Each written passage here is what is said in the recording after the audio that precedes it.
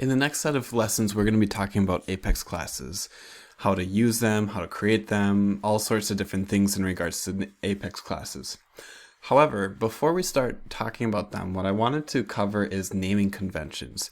Salesforce has a good trailhead on naming conventions, and I would suggest you go through them. I don't want to go through everything in regards to what they put down on naming conventions, because I don't think that that's really a good use of time.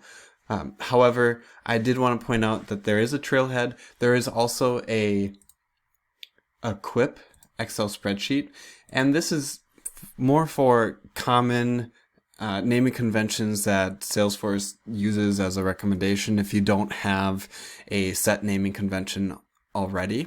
However, you don't have to abide by Salesforce's naming conventions.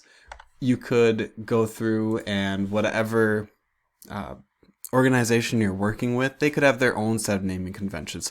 The biggest thing and most important thing is that you have naming conventions. And the whole purpose of a naming convention is to be able to identify the different classes, what they're there for, and being able to read and know what you're doing. The biggest thing with Apex classes is that when you start to have a large organization that has many different classes, and then you don't have a naming convention and people just randomly name them however you want, different variables and everything is just randomly named, it becomes very difficult to read and very difficult to understand what is going on. The whole point of naming conventions is being able to then decipher very quickly and then also have an appropriate way of just classifying everything and categorizing them. So that's where you don't have to follow these naming conventions.